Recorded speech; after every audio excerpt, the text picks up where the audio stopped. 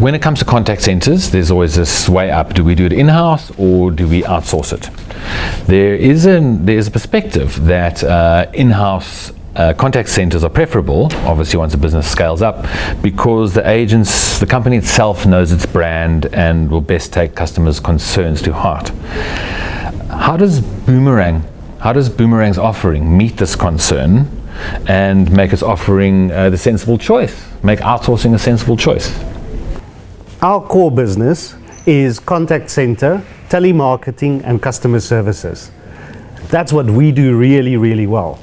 We don't purport to be a retailer, we don't want to be an insurer, but when it comes to providing contact center services, telemarketing and customer services, we can be more effective probably than companies who don't have this as core aspect of their business. Our clients have the opportunity to leverage off our expertise, and we can deliver services from a contact center point of view that allow them to focus on their core business activities.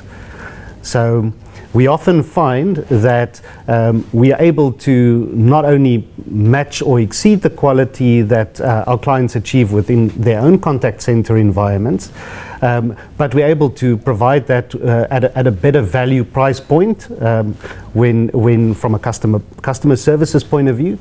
And from a telemarketing or an outbound sales point of view, that's a revenue generating activity that we do for our clients. So we directly contribute to their bottom line and add value to their business.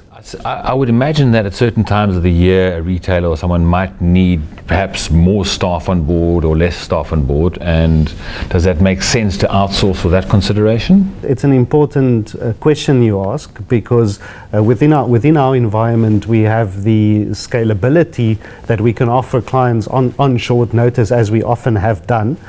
We service, for example, a retailer in the United Kingdom that has demand variations being impacted by COVID, for example, and providing essential services. Within our environment, we have the people, the process and the technology to enable us to scale and meet the requirements of the client and provide uninterrupted services to them.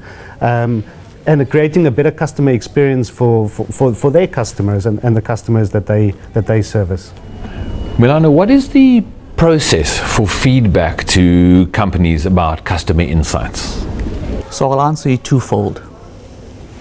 As an outsourced entity, it is important for us to ensure that our agent embodies the values and the product knowledge of our client, the company, right? Once that is completed, we can then trace or ensure that the agent and the end user have interaction, whether it be for sales or whether it be for customer services, right? The end user then interacts with our agent. All of that data or call recordings are scrutinized during coaching, counseling and development of this particular agent. That information is then fed through to the client or the company that we service, our client. This enhances the client or company's ability to increase their productivity, increase their digital marketing, reduce digital marketing spend because they have specific answers from their end user. They can retain their database, they can retain their customers, and it actually gives them more of a scope to understand the end user. So that's how we link those two together. One of the concerns that I believe comes up when a company is considering outsourcing to a call center is that the call center may not have the company's interests at heart as much as if they were to use their own staff. Yeah. The sense is that perhaps call center agents tend to give quick template-driven responses instead of really hearing what the customer's query or concerns are and responding with an in-depth knowledge of the company.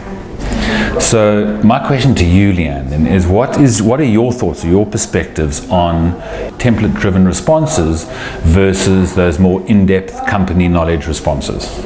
So I think firstly, with regards to template-driven responses, we do have the element of obviously having to stick within our quality parameters as well as our compliance.